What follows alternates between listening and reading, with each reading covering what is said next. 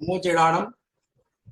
आज के इस सेशन में आप सभी का मैं हार्दिक अभिनंदन करता हूं।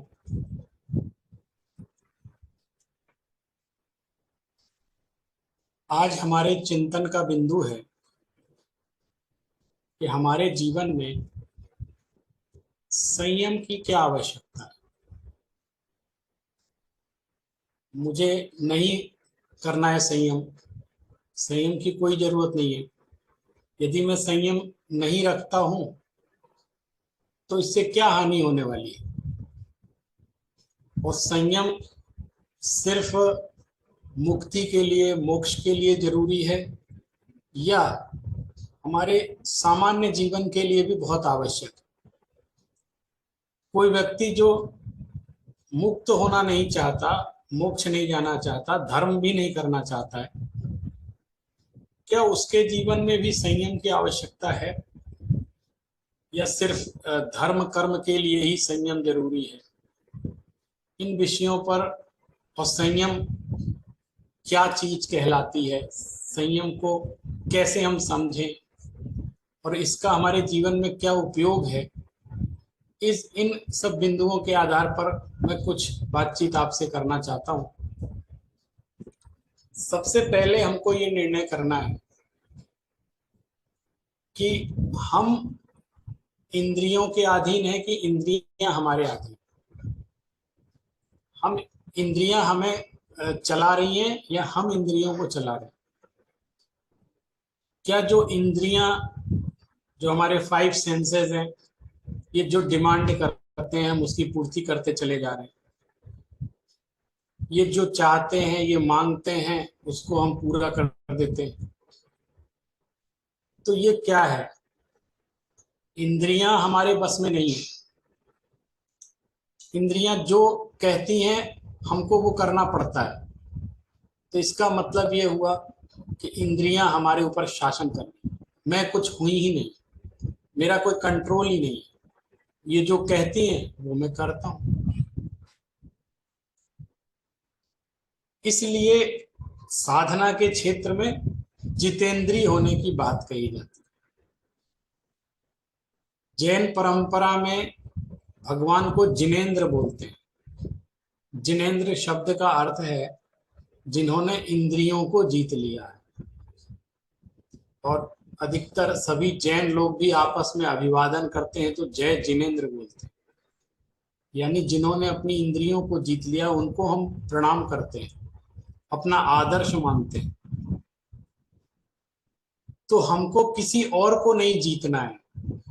ये युद्ध खुद से है। ये लड़ाई दूसरे से नहीं है, ये लड़ाई स्वयं से है। संयम एक नितांत व्यक्तिगत चीज।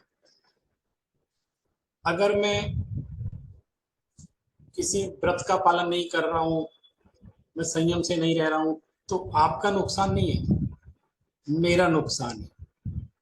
ये स्वयं के लिए विचारणीय प्रश्न है।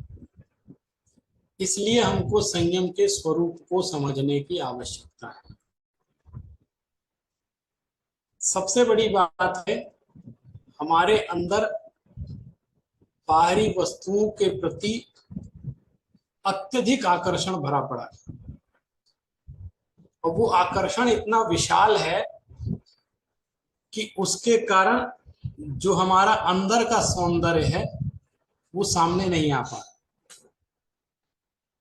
क्योंकि हमारा मन और इंद्रियां, इनका पूरा का पूरा उपयोग बाहरी विषयों में लगा हुआ है, अनियंत्रित है, उसमें कोई नियंत्रण नहीं है।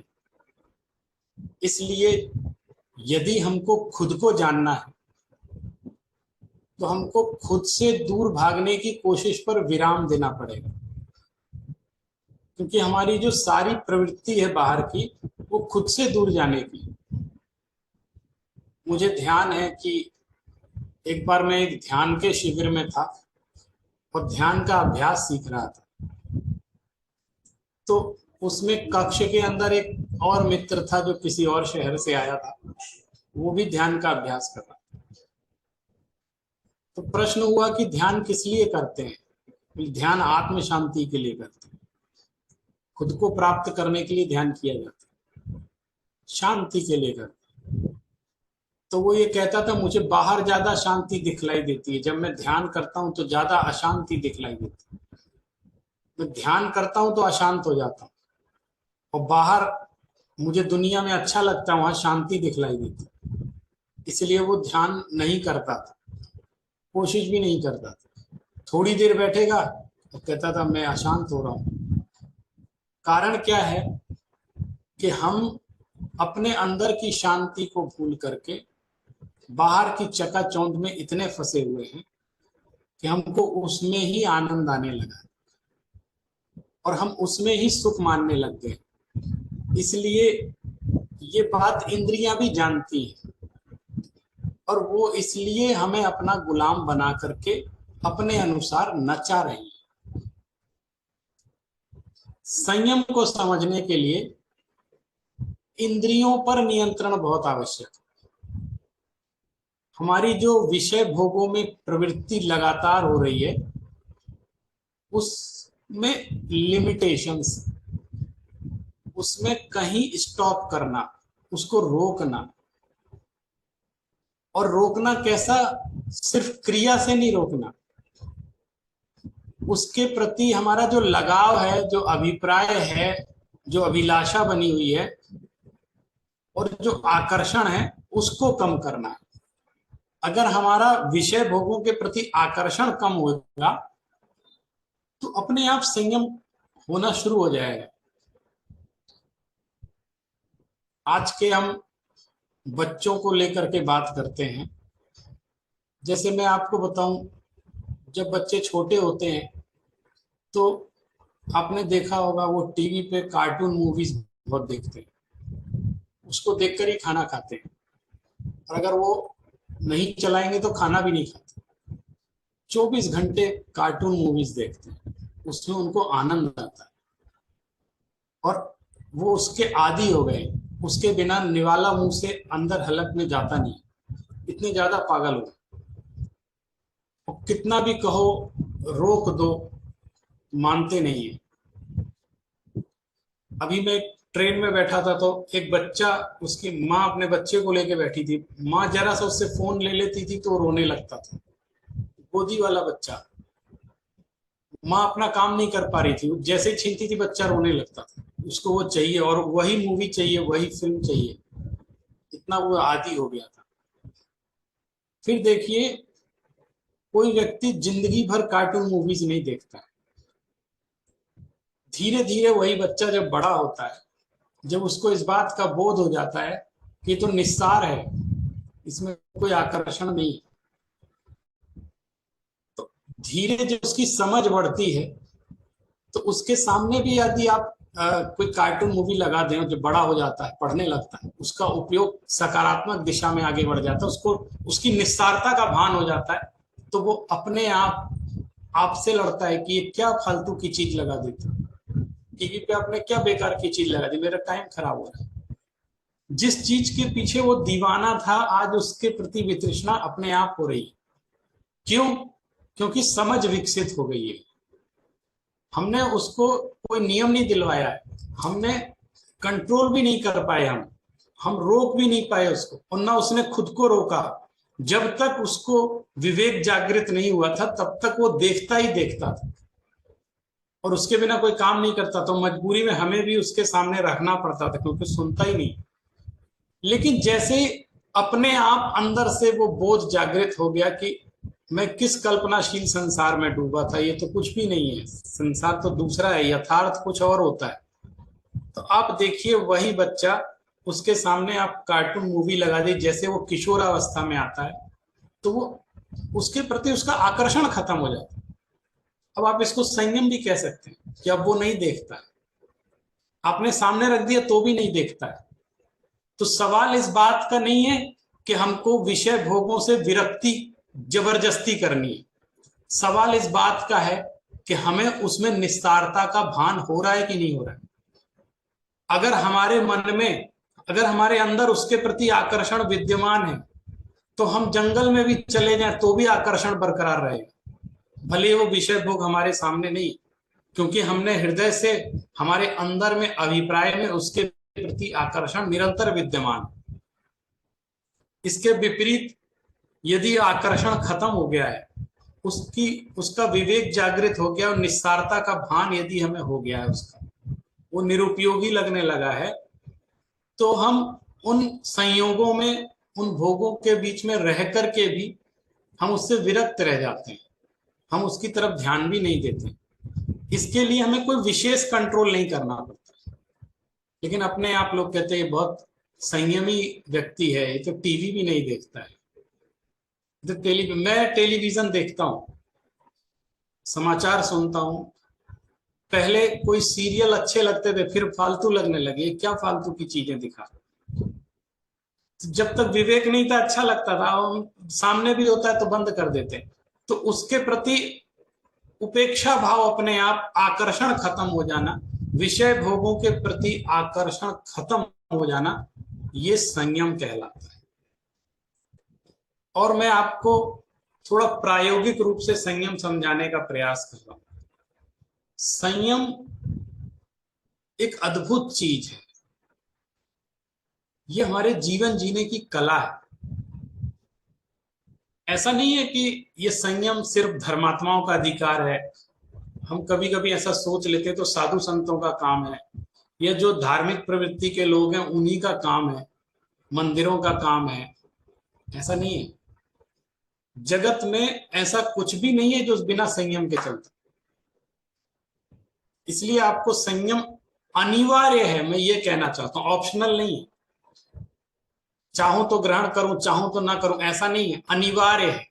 उसके बिना आप काम ही नहीं कर सकते। आप में से जितने लोग भी हैं, उन्होंने जितने अंशों में भी जीवन में सफलता और सुख प्राप्त किया है, उसका एकमात्र कारण था कि आपने संयम को धारण किया। किसका मन नहीं लगता फिल्म देखने में, किसका मन नहीं करता परीक्षा के दिन भी बाहर जाकर के खेले, कौन वो कौन रोकता है। लेकिन उस समय विवेक जागृत होता है कि मुझे अध्ययन करना है, यदि मेरा सिलेक्शन नहीं हुआ तो मेरा जीवन बेकार हो जाए, यदि मैंने पढ़ा नहीं तो मैं परीक्षा में लिख नहीं पाऊंगा। तो अपने आप वो पुस्तक की तरफ झुकना पड़ता है, और हम झुकते हैं उस समय हम बाहर के आकर्षण को तोड़ते हैं या कम करते हैं, और जो कर पाता है वो सफल हो जाता है। जितने भी अंशों में जो सफल है व्यक्ति जीवन में, वो सिर्फ और सिर्फ संयम के कारण है। इसलिए मैं कह रहा हूं संयम ऑप्शनल नहीं है, कंपलसरी कोर्स है। ऐसा नहीं है कि आप सोचो मुझे ये नहीं चुनना है, मैं बिना संयम के भी कोई काम कर सकता हूं, बिल्कुल नहीं हो सकता। आप व्यापार के अंदर जाएं, वहां संयम की आवश्यकता पड़ती है। आप राजनीति में जाएं, वहां संयम की आवश्यकता पड़ती है। आपको क्या लगता है हमारे प्रधानमंत्री, कोई व्यक्ति प्रधानमंत्री बनने के बाद बिना संयम के रह सकता है? हम लोग 2-3 घंटे काम करके थक जाते हैं, लेकिन वो वहां 24 घंटे काम करना पड़ता है। कब सोते होंगे, कब क्या काम करते होंगे। आप सोचो कितना कंट्रोल रखना पड़ता है कि व्यक्ति थकता नहीं है, काम करता जा रहा है। ये क्या बिना साधना के संभव है? या हंसी में उड़ा दें इसको? आप देखिए जीवन में जितने भी व्यक्ति सफल हैं वो अनुशासित हैं, अपने समय को लेकर अनुशासित हैं, वो हर चीज को संयमित रखते हैं, अनकंट्रोल्ड कुछ भी नहीं होने देते। और जो अनकंट्रोल्ड होता है उसका जीवन तहस नहस हो जाता है। मैं विश्वविद्यालय में छात्रावास में रहता था, तो मेरे कई मित्र सिगरेट और शराब भी पीते थे, और कभी चर्चा होती थी तो उनसे मैं कहता था कि ये तुम क्यों कर रहे हो ऐसा? तो वो मुझसे कहते थे मुझे आश्चर्य है कि तुम बिना इसके कैसे रह लेते हो, क्योंकि लगभग सभी ऐसा कर देते। आप सोचिए हमारे विश्वविद्यालयों में, छात्रावासों में हमारे बच्चे जहां बाहर पढ़ रहे हैं, जहां जा रहे हैं, कैसी दुनिया में जी रहे हैं, वहां जो सिगरेट नहीं पीता है वो पिछड़ा और दकियानूसी समझा जाता है। जो शराब या बियर नहीं पीता है उसको ये माना जाता है तुम जीवन में कुछ कर ही नहीं सकते, तुम किसी लायक नहीं हो। ये हमें बाहर शिक्षा दी जा रही है। ऐसे समय में, ऐसे विपरीत वातावरण में आपके भी ऐसे अनुभव होंगे कि आपसे लोग कहते होंगे कि आप शाकाहारी कैसे रह जाते हैं, आप कैसे बिना इसके रहते हैं, ऐसे लोग मिलेंगे आप। लेकिन आप ये देखिए, चारों तरफ 7 प्रकार के व्यसनों का बाजार लगा है। उन सब के बीच में भी हम और आप यदि सुरक्षित हैं, यदि हम बचे हुए हैं, तो इसमें बहुत बड़ा उपकार हमारी इस प्राचीन विरासत का है, हमारे संस्कारों का है, हमारे माता पिता का दिया हुआ संस्कार है। हम उन सब के बीच में रह करके भी हम उससे प्रभावित नहीं हुए। हो सकते थे, हो जाते तो कोई कुछ कहता नहीं, लेकिन संयम ने हमारी रक्षा की। तो ऐसे मेरे मित्र जो कहते थे कि मैं सिगरेट के बिना नहीं रह सकता, चेन स्मोकर हैं, वो कहते हैं सिगरेट मुझे छोड़ती नहीं है, ये शराब मुझे छोड़ती नहीं है। हम कैसे समझाएं कि न सिगरेट ने हमें पकड़ रखा है, न शराब ने हमें पकड़ रखा है,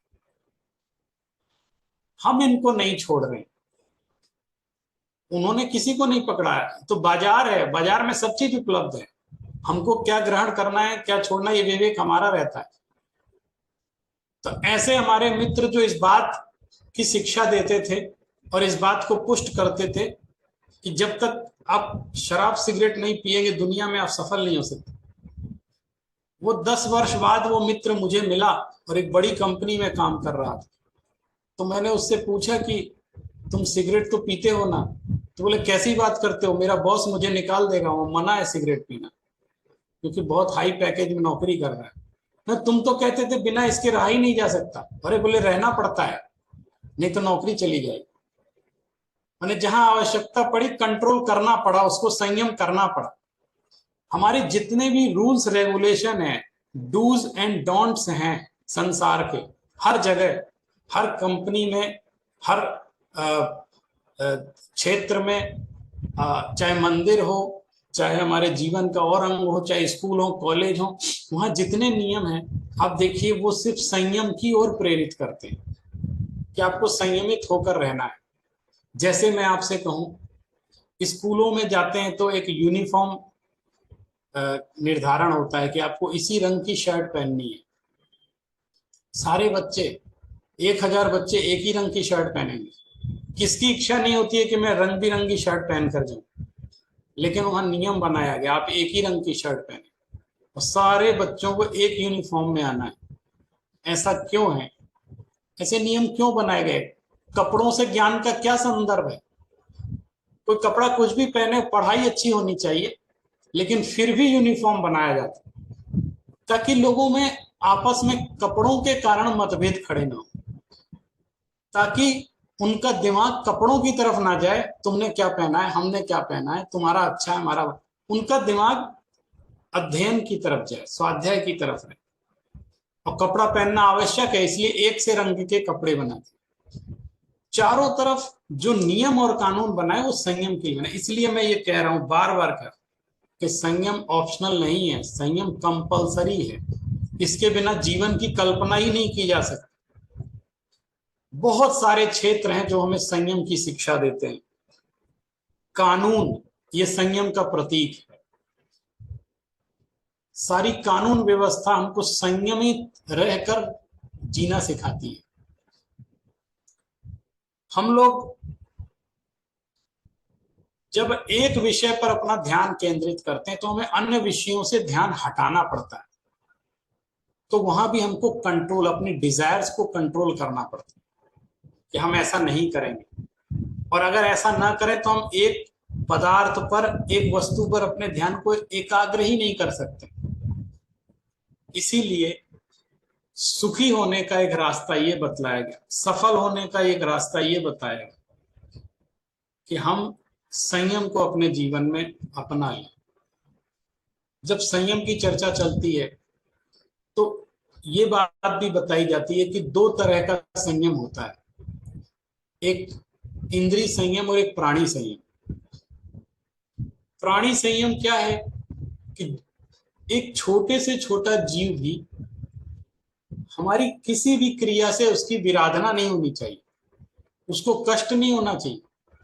हमारे अभिप्राय में किसी जीव की विराधना का भाव भी नहीं होना चाहिए। और जब भाव नहीं होगा तो क्रिया भी नहीं होगी, और क्रिया होगी भी तो बहुत मिनिमाइज होगी।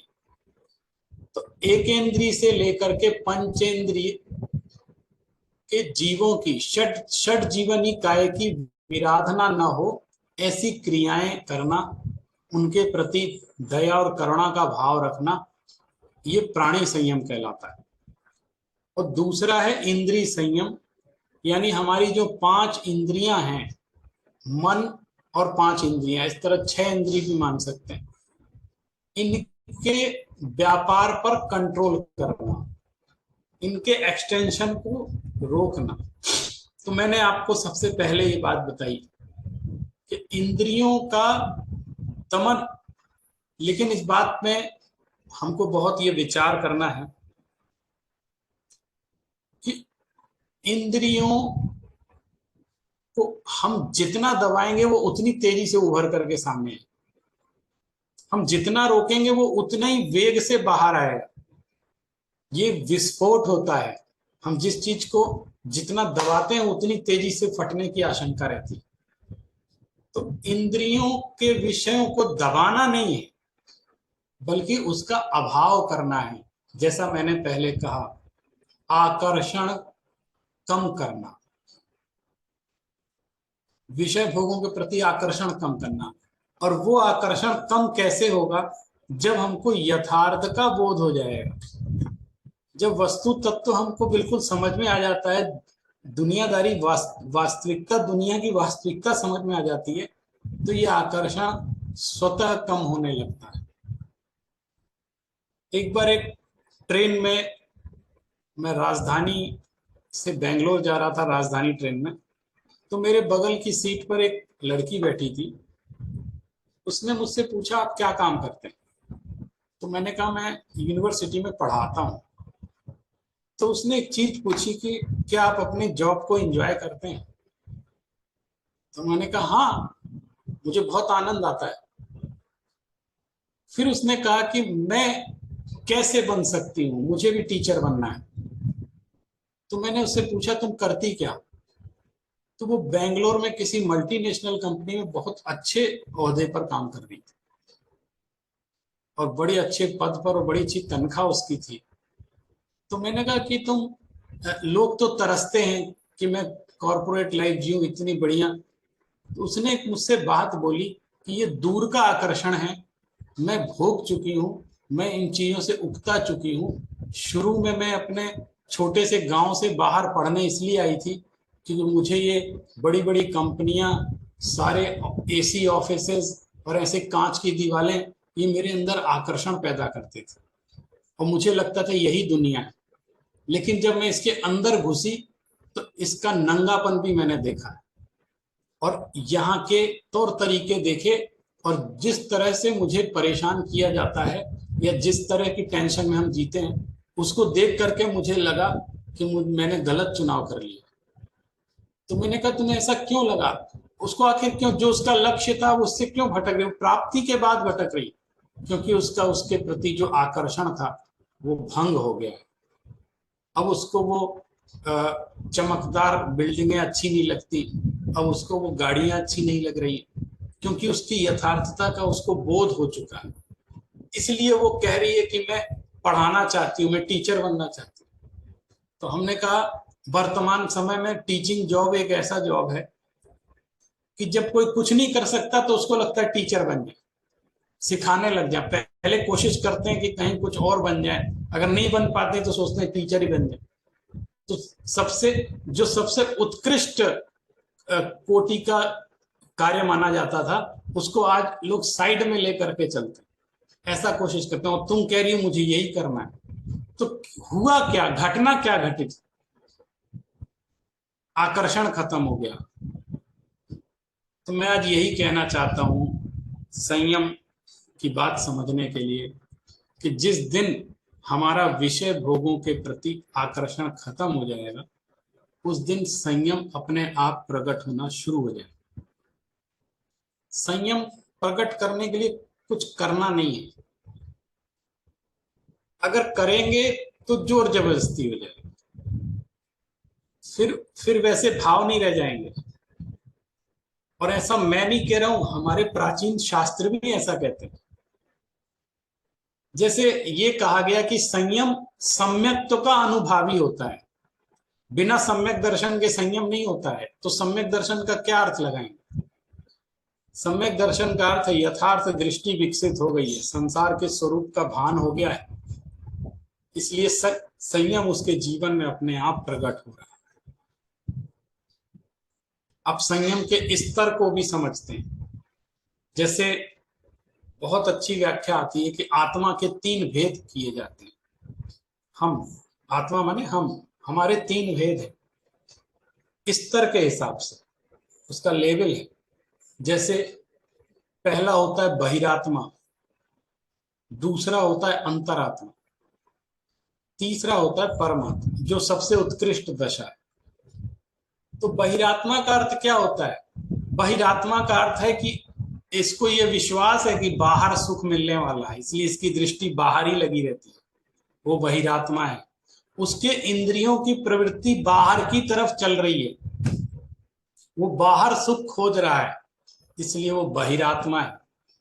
तो वो बहिरात्मा संयम का कितना भी प्रयास करेगा वो सफल नहीं होगा। वो संयम का अभ्यास कर सकता है लेकिन संयम में सफल नहीं हो सकता, क्योंकि अभी दृष्टि परिवर्तन नहीं हुआ है। वो बहिरात्मा है, मिथ्या दृष्टि है, अभी वो बात समझा नहीं। तो प्रैक्टिस कर सकता है, अभ्यास कर सकता है संयम का, लेकिन पूर्ण संयम यानी संयम का जो स्वरूप है वो अभी उसके प्रकट होने में समय है, क्योंकि उसकी दृष्टि का परिवर्तन नहीं हुआ है। वो बाहर से चीजों को रोक लेता है, मैं ये नहीं करूंगा, मैं ये नहीं खाऊंगा, मैं ये नहीं पीऊंगा। वो दशा भी अच्छी दशा है, क्योंकि अभ्यास के बिना कोई कार्य होता नहीं। तो बहिरात्मा हमेशा इंद्रिय उसकी बाहर की तरफ जाती हैं, बाहर के विषयों में डूब जाती हैं, और वो उनको कंट्रोल करने की कोशिश कर रहा है, लेकिन सारा काम बाहर ही बाहर चल रहा है, क्योंकि वो बहिरात्मा है।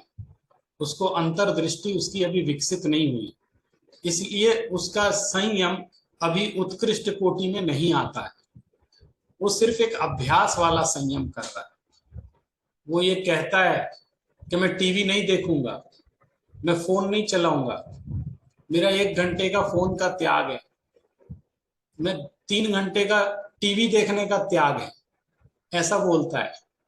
हम लोग ऐसा ही करते हैं ना, पर्व के दिन चल रहे हो, व्रत के दिन चल रहे हो, तो मैं इतने घंटे ये नहीं करूंगा, उतने घंटे वो नहीं करूंगा। ये सब बहिरात्मा संयम का प्रयास कर रहे हैं। हम सब बहिरात्मा है, क्योंकि उस वस्तु के प्रति आकर्षण यथावत विद्यमान है, हम जबरदस्ती उसको प्रैक्टिस में रोकने की कोशिश कर रहे हैं। और जितनी देर हम मौन रहते हैं कि हम मैं बोलूंगा नहीं, वाणी पर संयम रखूंगा, उतनी देर हम इशारों से काम करते हैं, क्योंकि अभी बाहर का आकर्षण संपन्न नहीं हुआ है, बाहर का आकर्षण विद्यमान है। हम इशारे करते हैं, तरह तरह के हाव भाव करके काम करवाते हैं, क्योंकि हम मौन है। ये संयम नहीं है, संयम का अभ्यास। मैं इसको मना भी नहीं करना चाहता, इसका निषेध भी नहीं करना चाहता, क्योंकि ये एक प्रैक्टिस है और प्रैक्टिस होनी चाहिए। लेकिन अगर हम इसको ही संयम मान लेंगे तो हम वास्तविक संयम को नहीं समझ पाएंगे। इसलिए इस दृष्टि को भी समझना पड़ेगा कि जब व्यक्ति अंतरात्मा हो जाता है, यानी उसको उसकी दृष्टि यथार्थ हो जाती है, उसको बोध हो जाता है, बाहर के प्रति आकर्षण खत्म हो जाता है, तो वो सुख की तलाश अंदर करने लग जाता है। और जब उसकी दृष्टि अंदर होती है तो बाहर की क्रियाओं में संयम स्वयं प्रकट हो जाता है। जैसे एक सेठ जी हैं, वो कहते हैं मैं बिना खाना खाए रह नहीं सकता, दुकान चलाते हैं, लेकिन कहते हैं मुझे तो दोनों तीनों चारों टाइम भोजन चाहिए, मैं रह नहीं सकता। और जब दुकान जाते हैं तो पत्नी को फोन कर करके याद दिलाना पड़ता है कि आपने भोजन किया कि नहीं किया। वो कहते हैं अभी चर्चा मत करो, अभी फोन पर बात करने का टाइम नहीं मेरे पास, ग्राहक बैठा हुआ है, अभी हिसाब चल रहा है, मेरे पास खाने का समय नहीं है। यदि भोजन में मैंने समय लगाया तो कमाई का हिसाब खत्म हो जाएगा। इस समय ग्राहक हमेशा नहीं आता है, अभी बैठा हुआ है, भले ही लंच टाइम हो गया है, मैं बाद में खा लूंगा लेकिन अभी नहीं खाऊंगा। ये क्या किया उसने, एक दूसरे उद्देश्य के लिए, भले ही वो बाहरी उद्देश्य था, उसने खाद्य पदार्थों के प्रति संयम कर लिया, क्योंकि उसकी दृष्टि में मुख्य क्या था, पैसा कमाना, ग्राहक, ये मुख्य था। तो वो भूल ही गया कि मुझे भोजन करना है। इसी तरह जो अंतरात्मा होता है, वो अपनी आत्मदृष्टि उसकी ऐसी विकसित हो जाती है, वो आत्मा के ध्यान में इतना खो जाता है कि उसको ध्यान ही नहीं रहता कि मुझे शरीर को भोजन भी देना है।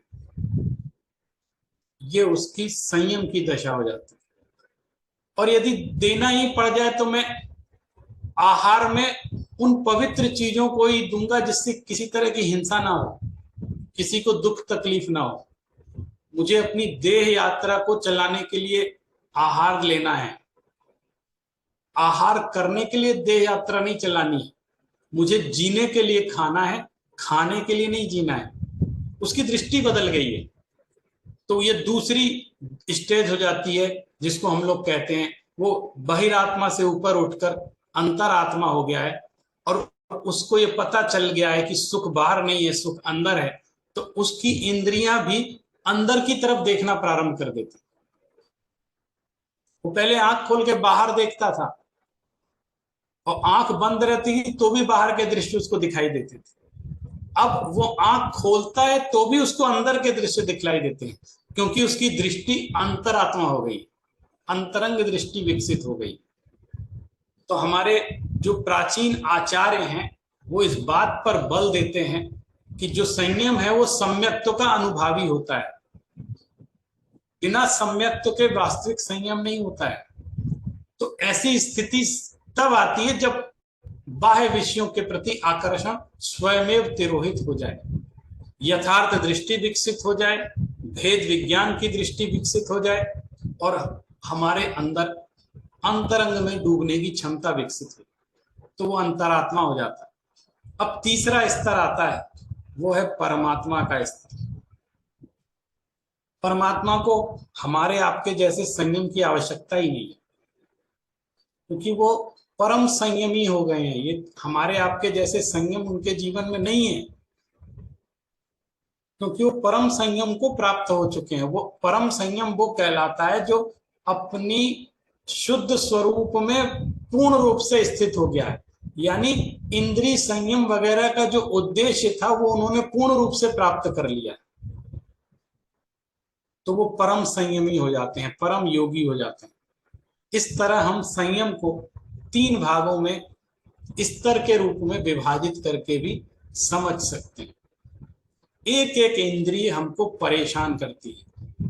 अब मैं एक प्रैक्टिकल अप्रोच की बात करना चाहता हूं कि हम इंद्रियों, निश्चित रूप से इंद्रिय बाह्य जगत में जाएगी। अभी बहिरात्म दशा में भी हम क्या कर सकते हैं, इंद्रिय का व्यापार तो होगा ही होगा, क्योंकि अंतरंग दृष्टि अभी विकसित नहीं हुई है।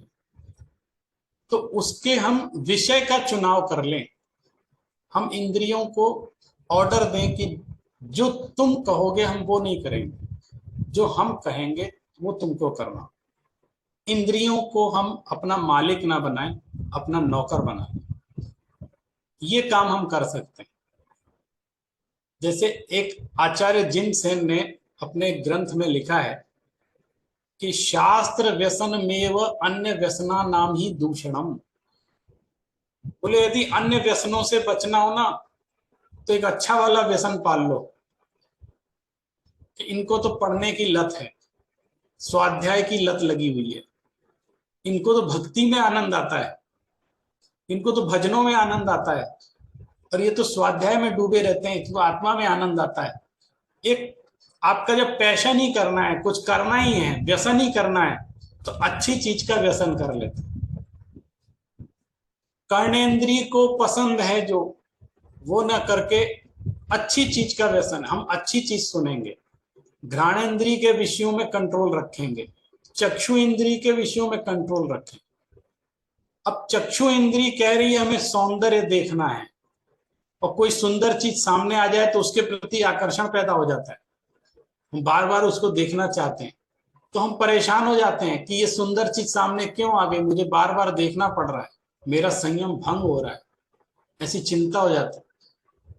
तो संयम सौंदर्य के कारण भंग नहीं हो रहा है, जगत में इतना सौंदर्य है उसके कारण चक्षु इंद्रिय का संयम भंग नहीं हो रहा है। आकर्षण जहां पैदा हो रहा है उसका बहुत बड़ा दोष है, क्योंकि हमारी दृष्टि वैसी है, हम जगत से सौंदर्य को हटा नहीं सकते और अपनी आंखें भी नहीं फोड़ सकते, दोनों में से कुछ नहीं कर सकते। आंखें भी खोल के रखनी पड़ेगी और जगत में सौंदर्य भी विद्यमान रहे, लेकिन हमारी जो दृष्टि है वो हम बदल सकते हैं। अगर हमारा आकर्षण, जो आकर्षित हो रहा है उसका ज्यादा दोष है, जो आकर्षण पैदा कर रहा है उसका दोष नहीं है। बाजार में हर व्यक्ति अपना माल बेचना चाहता है और वो तरह तरह के विज्ञापन दिखलाता है, हम देखते भी, लेकिन सारा सामान खरीदते थोड़ी है। हम कभी किसी चीज से आकर्षित होते हैं, हर चीज से आकर्षित नहीं होते हैं, हम कंट्रोल तो करते हैं ना। यदि हमारे अंदर बोध नहीं होता तो हम जितने विज्ञापन आ रहे हैं सारे सामान खरीदना शुरू कर दें, लेकिन फिर भी हम नहीं खरीदते, हम कंट्रोल करते हैं, मेरी जितनी जरूरत होगी मैं उतना खरीदूंगा, जिस चीज की जरूरत होगी वो खरीदूंगा। लेकिन उनका काम है अपनी चीज का विज्ञापन करना, आकर्षण पैदा करना, लेकिन उनके आकर्षण पैदा करने को व्यर्थ करना ये हमारी जिम्मेदारी बनती है। तब जाकर के हम संयम को समझ सकते हैं, संयम की आराधना कर सकते हैं। कोई भी चीज जब जबरदस्ती की जाती है तो उसके परिणाम बहुत अच्छे नहीं होते, इसलिए सबसे पहला काम है अंदर में बोध उत्पन्न करना, माने शुरुआत यहां से हो।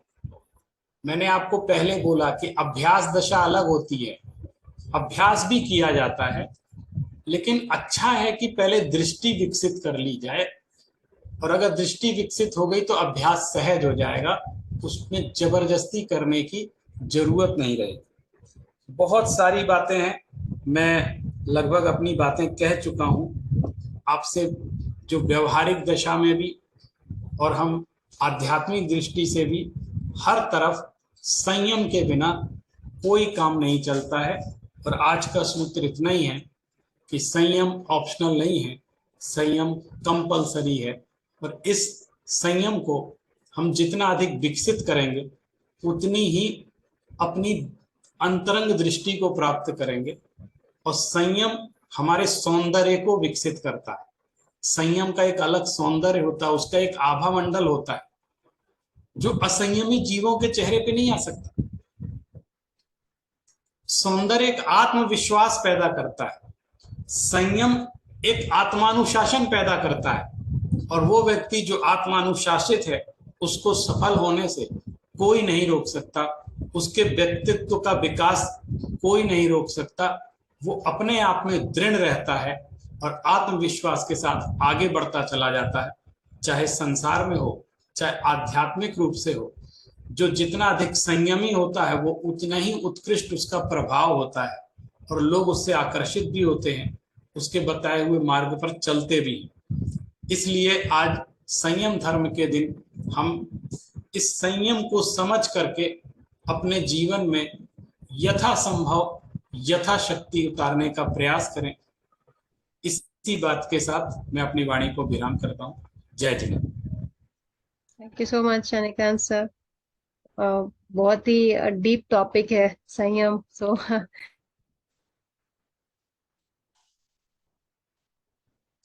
या एक दो प्रश्न ऑलरेडी हमारे पास हैं इस बहुत ही डीप सब्जेक्ट को लेकर के। Before I ask that question I wanted to just check कि इंग्लिश में, आई एम सॉरी मैं मेरा वीडियो काम नहीं कर रहा है, सो इंग्लिश में जो संयम का रिलेटेड वर्ड क्या है? कंट्रोल है या पेशेंस है या क्या है क्लोजेस्ट मोस्ट? मुझे लगता है कंट्रोल ज्यादा अच्छा है। जी और सर, एंड हेल्पिंग हेल्पिंग जो है उसके पेशेंस के थ्रू हम लोग कंट्रोल डेवलप करते हैं, इजंट इट? जी। एक क्वेश्चन ये है कि साधु भगवान बहिरात्मा के अंतर्गत आएंगे कि अंतरात्मा के? क्योंकि वैराग्य वेद ज्ञान की दृष्टि और अनासक्ति से ही प्रकट होता है। ये स्पष्ट है कि अंतरात्मा वाला व्यक्ति ही साधु बन पाता है। तो यदि वो साधु हैं और दीक्षित हो गए, तो बिना अंतरंग दृष्टि विकसित हुए वो साधु हो ही नहीं सकते। तो साधु तो अंतरात्मा में ही आएंगे। बहिरात्मा में दोनों तरह के लोग आते हैं। साधु मैंने गृहस्थ दोनों तरह के हो सकते हैं, अंतरात्मा और बहिरात्मा। मैंने गृहस्थ में भी अंतरात्मा होते हैं, और साधु तो गारंटी से अंतरात्मा ही होते हैं। गृहस्थ में जो घर का जीवन है, इसमें दो भेद हो सकते हैं कि हम बहिरात्मा हैं कि अंतरात्मा। लेकिन जो साधु का जीवन है, उनके साधु की दीक्षा ही इस बात को सिद्ध करती है कि उनकी अंतरंग दृष्टि विकसित हो गई, और यदि नहीं हुई है तो उनकी दीक्षा गलत है। जी, थैंक यू। किसी और को कोई प्रश्न है तो प्लीज आप पूछ सकते हैं। एक चीज और है सर कि ये जो हम लोग जो दृष्टि है या जो संयम है उस पे वर्क करके हम लोग उसको डेवलप भी करते हैं, बट कई बार ये स्लिप हो जाती है। तो इसकी वजह क्या होती है? हम लोग फिर और उसके बाद नेक्स्ट उतने ही वहीं से हम लोग बैक टू स्क्वायर वन आकर के वहीं से हमें शुरुआत करना पड़ता है। ये रीजन क्यों होता है? ये कैसे क्यों, और इसकी उसको कैसे वर्क कर सकते हैं इस पे? कि मैंने आपसे पहले कहा था कि दो तरह की मैंने स्थितियां बतलाई हैं। एक अभ्यास दशा, तो ये जो स्लिप होता है वो अभ्यास दशा में होता है। और कहते हैं कि छोटे छोटे नियम भी एक दिन बहुत बड़े बन जाते हैं, और धीरे धीरे उठते गिरते भी चलते चलते व्यक्ति चलने लगता है। आप एक छोटे से बच्चे को देखें, जब चलना शुरू करता है तो कैसे डगमगाता है, कैसे गिरता है, लेकिन वो फिर उठता है, फिर चलता है। तो उसके आपने चलने का अगर क्रम देखा होगा, जो छोटा बच्चा 1 साल का धीरे धीरे डेवलप होता है, तो कैसे कभी सहारे से खड़ा होता है, हम्म। कोई चीज पकड़ के चलता है, कभी हम उसको पकड़ के चलाते हैं। और वो जब पहली बार 2 पैरों पर खड़ा होता है तो हम लोग खुशियों से नाचते हैं कि ये अभी घुटने के बल चलता था, खड़ा हो गया। अब फिर हम्म। चलते चलते वो गिरता भी, तो वो गिरना भी उसका आनंददायी है। वो गिरना हम्म। भी उसके संयम के अंतर्गत ही आता है, क्योंकि प्रैक्टिस कर रहा है। वो गिरना चाहता नहीं है, लेकिन हम्म। चलने के लिए गिरना जरूरी है। अगर वो हम्म। गिरेगा नहीं तो चलना सीखेगा कैसे? और गिरने से डरता रहेगा तो जीवन में कभी नहीं चल पाएगा। तो जी। संयम की शुरुआत जो होती है, उसमें हमारा स्खलन भी हो सकता है, हम चूक भी सकते हैं। इसलिए मैंने एक अभ्यास दशा के संयम की बात कही, जिसमें चूकें भी होती हैं, लेकिन हम उसको फिर सुधार लेते हैं और फिर करते हैं। फिर एक पूर्ण दशा का संयम होता है, वो 100% उसको फॉलो करना पड़ता है। उसमें चूक का मतलब है गिर गए, फिर उसमें संभव नहीं है। लेकिन अभ्यास दशा में पहले उसका अभ्यास होता है, और ये बहिरात्मा दृष्टि वाला भी अभ्यास करता है। ऐसा नहीं है कि बहिरात्मा कुछ नहीं कर सकता, उसकी हम्म। प्रैक्टिस कर रहा है तो चूकेगा भी। और गिरने से डरेंगे, डूबने से डरेंगे तो तैरना नहीं सीख पाएंगे। तो ये सारी चीजें हमारे जीवन से हमने सीखी हैं। इसी तरह संयम का भी अभ्यास होता है। जी। जी, थैंक यू। और शकुन जैन जी, आप अपना प्रश्न पूछिए। सर, आपने आपकी तो आवाज नहीं आ रही है, आवाज नहीं आ रही है? शकुन जी की। नहीं, नहीं आ रही है आपकी आवाज। तो नहीं, आप वो निकाल के एक बार बात कर सकते हैं। हाँ, हेडफोन निकाल के आप। हाँ। हाँ, निकाला मैंने। अब आ हाँ, हाँ, रही आ सर? रही है अभी हाँ, बिल्कुल। आ रही है। हाँ सर, संयम तो आपने बहुत अच्छे से समझाया, नो डाउट सब क्लियर भी हुआ। पर थोड़ा सा जैसे वो आपने बताया कि बच्चे आजकल मोबाइल में, तो हम पेरेंट्स को मतलब ग्रैंड पेरेंट्स को करना क्या रहता है कि उनको देखने देना चाहिए, वो संयम समय के अनुसार हो जाएगा, या क्योंकि उनको कंट्रोल तो कर नहीं पाते, उनको आजकल सही बच्चों को सब टाइम वो ही चाहिए होता है, ऐसा कि कितनी जल्दी पढ़ाई से फ्री हुए, कितनी जल्दी स्कूल से आए तो मोबाइल ही चाहिए। तो ये आज की बिगेस्ट प्रॉब्लम है। सब सारे तो घरों मतलब उसको डाइवर्ट करना या वो टाइम से अपने ये टाइम से थोड़ा डाइवर्ट सा, हो जाए। थोड़ा अनुशासन तो हमको करना ही पड़ेगा। और उसमें अच्छा है कोई डाइवर्जन हो, जैसे आप सोचें बिल्कुल बंद कर देगा, ऐसा नहीं, आप उस पे विषय बदल दें, तो किसी और चीज में उसको उलझा दें, तो कम से कम उतनी देर उससे बचा रहे।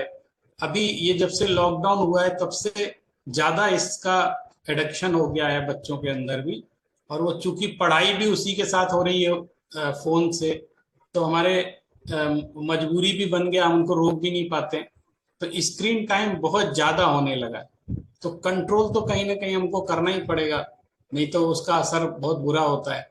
तो उसको दूसरे विषयों में खेलता है तो वह फिजिकल एक्टिविटीज ज्यादा मनोरंजन वाली दें, तो वो डाइवर्ट भी हो सकता है। थोड़ा प्रयास तो करना पड़ेगा, एकदम से भी नहीं छोड़ सकते। जी जी बिल्कुल। एक एक और लास्ट प्रश्न रहेगा वो ये मैंने आपको भेजा भी है कि संयम और अनुशासन में मूलभूत क्या अंतर है। एक है हमारा प्रश्न। संयम पूर्वक ही अनुशासन होता है। अनुशासन का मतलब है अपने आत्मा में कंट्रोल करना, अनुशासन करना, शासन करना। आत्मानुशासन जैसे बोलते हैं, अपनी आत्मा पर शासन करना। तो यदि हम बाहर की व्यवस्थाओं को कंट्रोल कर रहे हैं तो वो अनुशासन है। यदि आत्मा को कंट्रोल कर रहे हैं विषय भोगों से तो ये आत्मानुशासन। बिना संयम के ना आत्मानुशासन हो सकता है, ना अनुशासन हो सकता है। स्वयं पर शासन फिर अनुशासन। जो व्यक्ति स्वयं संयमित नहीं होगा वो दूसरों पर भी अनुशासन नहीं कर सकता। इसलिए संयम और अनुशासन में अंतर यह कि संयम पूर्वक ही अनुशासन होता है। जी जी, तो इसमें इच्छा शक्ति का क्या कोई इंग्रेडिएंट है सर, इच्छा शक्ति? इच्छा को अ, कंट्रोल करना पड़ता है। नहीं, आई मीन संयम भी धारण करने के लिए हमें एक अमाउंट के लिए इच्छा इच्छा इच्छा इच्छा शक्ति चाहिए क्या सर? हाँ हाँ लाइक हाँ, that's what I am asking. ये अच्छी बात है। बिना संकल्प के, संकल्प शक्ति कहते हैं उसको, इच्छा शक्ति माने संकल्प शक्ति। बिना संकल्प शक्ति के तो आप कोई काम नहीं कर सकते। इसलिए एक बार हमको संकल्प करना पड़ता है, मैं ऐसा नहीं करूंगा, ये अपनी दृढ़ता दिखानी पड़ती, तब उस पर कंट्रोल होता है। जैसे कोई व्यक्ति किसी नशे को छोड़ना चाहता है लेकिन बार बार फिर उसमें पड़ जाता है, तो एक बार उसका मनोबल बढ़ के चाहे कुछ हो जाए मैं इसको नहीं छूऊंगा। और शुरू में तकलीफ होती है लेकिन उसको सिर्फ उसकी संकल्प शक्ति, इच्छा शक्ति उसको रोक के रखती है कि मैं इस पदार्थ का सेवन नहीं करूंगा चाहे मैं कितना भी परेशान हो जाऊं। फिर धीरे धीरे वो उसके बंधन से मुक्त होने लगता है। जैसे आप देखें नशा मुक्ति केंद्र वगैरह हैं जहां पर सिखाया जाता है कैसे नशे को छोड़ा जाए, तो वो इस तरह के प्रैक्टिकल्स करवाते हैं। वो अल्टरनेट्स देते हैं शुरू में।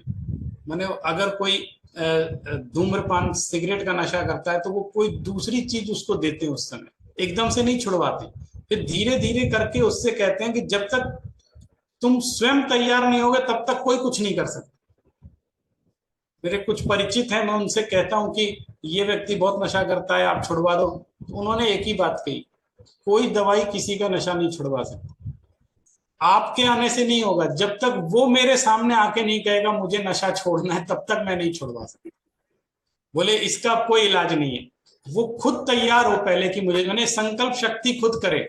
तो नशा छोड़ने के तरीके हमारे पास मौजूद हैं, हम प्रैक्टिस करा के, योगा करा के, थेरेपी करा के, और जिस दिन वो नशे से मुक्त हो जाता है उस दिन उससे अवस्था पूछिए, उसको पता लगता है कि मैं कैसे नरक के जीवन में जी रहा था, मुक्त तो मैं अभी हुआ हूं।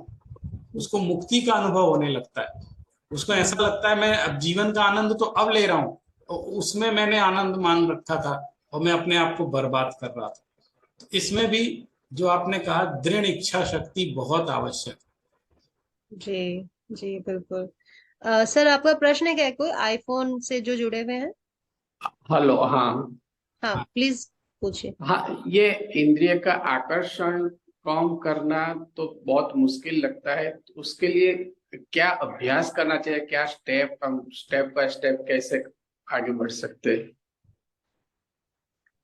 दो तरीके से इंद्रियों के आकर्षण कम होते हैं। हम्म। एक तो कोई बहुत बड़ा हमारा धोखा हो जाए, एक्सीडेंट हो जाए एक्सीडेंटली, तो हमारा आकर्षण उससे कम हो जाता है। और या हमारी अंतरंग दृष्टि विकसित हो जाए, दूसरी विकसित हो जाए, तो वो आकर्षण आपको कम करना नहीं पड़ेगा, अपने आप हो जाएगा। क्योंकि आकर्षण आपका जो बाहर की तरफ था वो अंदर की तरफ, उससे बड़ा आनंद आपको अंदर आने लगा है। इसलिए वो आनंद, बाहर जो आनंद था वो अपने आप कम होने लगता है, आकर्षण अपने आप कहेंगे मुझे आकर्षण कम करना है, तो जैसे पहले आपने कहा कि इंद्रियों का आकर्षण कम करना बहुत कठिन है, तो निश्चित रूप से बहुत कठिन है, कर नहीं सकते। उसका एक ही कारण है, क्योंकि हम बहिरात्मा हैं। अभी हम भेद विज्ञान के बल से जब स्वयं के प्रति आकर्षण पैदा कर लेंगे, हम जब अंदर की ऊर्जा को पहचान जाएंगे, तो बाहर की ऊर्जा, बाहर का आकर्षण अपने आप ऐसा लगने लगेगा कि इसमें कोई दम नहीं है, अब मुझे इसको छोड़ने की जरूरत नहीं, तो छूट ही गया अपने। अच्छा। जैसे मैंने कहा ना, जब बच्चा बड़ा हो जाता है तो वो कार्टून फिल्में नहीं देखता है, तो उसको क्यों छोड़ दी तुमने, त्याग कर दिया? बोले नहीं, फिर भी नहीं देखता है। क्यों? क्योंकि उसको पता चल गया ये फालतू बातें हैं, इनमें कोई दम नहीं है, मेरे स्टैंडर्ड की नहीं है, मेरा स्टैंडर्ड बढ़ चुका है। इसलिए तो हम अगर अपना आंतरिक स्तर बढ़ा लेंगे तो बाहर का आकर्षण अपने आप कम होना शुरू होगा। जी जी, सो सही बात, रेज ठीक। योर स्टैंडर्ड, बेसिकली मंत्र यहाँ पे। हाँ। जी, संदीप जी आपका प्रश्न है, आप अनम्यूट करें। सो बेसिकली संदीप जैन जी ने एक प्रश्न भेजा है, वो ये जिनेंद्र, या प्लीज गो मेरी अहेड। आवाज आ रही है? या बिल्कुल बिल्कुल। हाँ जी, मेरा एक सिंपल सा सवाल है कि हम कंट्रोल की बात कर रहे हैं। Control is generally not rewarding to us, क्योंकि हम सब कंट्रोल करने की अपनी कोशिश करते हैं। तो लॉन्ग टाइम जब कोई चीज रिवॉर्ड नहीं हमें मिलता है ना, तो उस पे से हमारा बोलते हैं ना, ध्यान हमारा टूट जाता है, हम बैक ऑफ हो जाते हैं। हम सब कोशिश करते हैं कि अच्छा बनने की, कंट्रोल करने की, अपनी इंद्रियों पे कंट्रोल करने की, लेकिन लॉन्ग टर्म हम नहीं कर पाते हैं। तो वो रिवॉर्डिंग का एक जो रिलेशन रहता है ना, वो कहीं ना कहीं मुझे मिसिंग लगता है। सर आप उस पर कुछ अगर बताएंगे तो अच्छा रहेगा। बिल्कुल आपने ठीक बात की। जैसा मैंने अभी भाई साहब को पहले बताया था कि उसकी जो रिवॉर्डिंग है, मैंने क्या किया, हमने सोचा कि हम 4 रोटी खाते हैं, आज हम 2 रोटी खाएंगे, या आज हम 1 रोटी खाएंगे, तो हमको कोई आनंद आना शुरू हो जाए, हमको एक अलग चीज मिलनी शुरू हो जाए। हमने कंटिन्यूअस ऐसा किया और कुछ मिला नहीं, तो हमने क्या किया, संयम को निगेटिव दृष्टि से देखना शुरू किया हमेशा से। संयम बिल्कुल को करेक्ट सर। पॉजिटिव, माने हम ये चाहते हैं कि आप अपने में दूसरे आनंद को इतना अधिक उसमें आनंदित होने लग जाएं कि आपको रोटी में से जो आनंद आता है वो अपने आप कम हो जाए। तब आपको पता लगेगा कि मैंने अब गेन करने लगे, और फिर चीजें मैंने रिवॉर्डिंग पहले होने लगे और फिर ये चीज छोड़ने लगे। थोड़ा प्रोसेस क्या है, जब हम लोग को सिखाया जाता है ना, जो ट्रेनिंग होती है बचपन से किसी भी चीज की, जैसे स्कूल भेजा जाता है बच्चों को, वो जाना नहीं चाहता है, कोई भी नहीं जाना चाहता, कोई बच्चा स्कूल नहीं जाना चाहता, लेकिन जबरदस्ती भेजते हैं। और आपने देखा होगा कि जो प्राइमरी स्कूल होते हैं, और खासकर बिल्कुल बिगनर लेवल के प्ले स्कूल होते हैं, उनमें कुछ नहीं करते हैं, बच्चे जाते हैं, टिफिन लेके जाते हैं और वहां खाते हैं और खेल के आ जाते हैं। तो हम क्यों, किस चीज की फीस दे रहे हैं? हम खेलने की फीस दे रहे हैं, हम उनको खाना खाने की फीस दे रहे हैं वहां। वो सिर्फ खाना खाते हैं और खेल खेलते हैं और आ जाते हैं? नहीं, हम उनको आना जाना सिखा रहे हैं, घर से बाहर निकलना सिखा रहे हैं, बाहर कैसे रहा जाता है ये सिखा रहे हैं, इसकी फीस दे रहे हैं। क्योंकि ये भी ज्ञान का प्रोसेस है, अभी पहले निकलना तो सीखो। वो कोई ज्ञान प्राप्त नहीं कर रहे हैं वहां पर, लेकिन वो प्रैक्टिस कर रहे हैं जाने की। अभी उनको पता ही नहीं है कि इसमें कोई आनंद भी आता है, अभी कुछ जानते ही नहीं है। वो एक छोटा बच्चा अपने लिए स्कूल नहीं जाता, वो आपके लिए स्कूल जा रहा है, तो उसकी पूरी कोशिश रहती है कि वो ना जाए। आप छोड़ दीजिए तो नहीं जाएगा। ये धीरे धीरे उसको उसकी महत्ता भाषित होने लगती है, इंपॉर्टेंस समझ में आने लगती है। फिर आप कहते भी हैं कि आज छुट्टी कर दो, तो नहीं, आज मेरी तो बहुत इंपॉर्टेंट क्लास है, मैं नहीं छोड़ सकता। तो धीरे धीरे वो अपने आप स्कूल जाने लगे। मैं प्रैक्टिकल अप्रोच बता रहा हूँ। ऐसे ही संयम के साथ होता है। अभी संयम के मामले में हम लोग प्ले स्कूल में ही हैं, इसलिए हमको बात समझ में नहीं आती। हमारा अभी ग्रेड बढ़ा नहीं है उसका। संयम की जो बात समझ रहे हैं, सीख रहे हैं हम, अब अभी इतना ही चल रहा है। लेकिन उसके बाद जो ज्ञान का आनंद आता है, वो उस स्टेज तक हम आए नहीं है। साधु भगवान तो उस स्टेज तक पहुंच जाते हैं, फिर उनको वो संयम कॉमन लगने लगता है। वो उसके लिए कुछ हार्ड वर्क नहीं करना पड़ता, और उनको उससे आनंद भी मिलने लगता है, उसका लाभ भी मिलता है। Thank you so much sir. Shakunjan ji, प्रश्न है आपका कोई और? सर ये मेरी पोती आ गई है, मैं इसको बोल रही हूँ कि आप इसको कहें कि टीवी कम देखेगी, ये प्रॉमिस करेगी आप। आज संयम संयम दिवस है, तो संयम दिवस के दिन वो ये अभी कहेगी कि मैं कम देखूंगी। मैं देखने को मना नहीं कर रहा हूँ, थोड़ा कम करेंगे, है ना? बोलो जल्दी, बोलो जल्दी, हम बोलो थोड़ा जल्दी, कम करेंगे, पहले जितना करते थे उतना नहीं करेंगे। जोर से बोलो।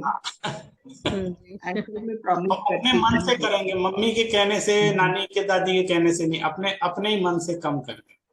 करोगे? हाँ बोलो, हाँ करूंगी। Very good, thank you sir. इस जगह हम बाहर खेलने नहीं। जी जी। Thank you so much, thank you so much Shakun ma'am, आप यंगेस्ट मेंबर को आज लेकर के आए हमारे सेशन में। बहुत अच्छा लगा। तो बहुत ही अच्छा था आज का इंटरैक्टिव सेशन, और इसी तरह से हमारा कल का सेशन भी रहेगा, और सभी लोग टाइम से जुड़े। इस ये के साथ निकांत जी, अब यहाँ पे हम सेशन को विराम देंगे। सभी को जय जिनेंद्र, नमो जिनानंद।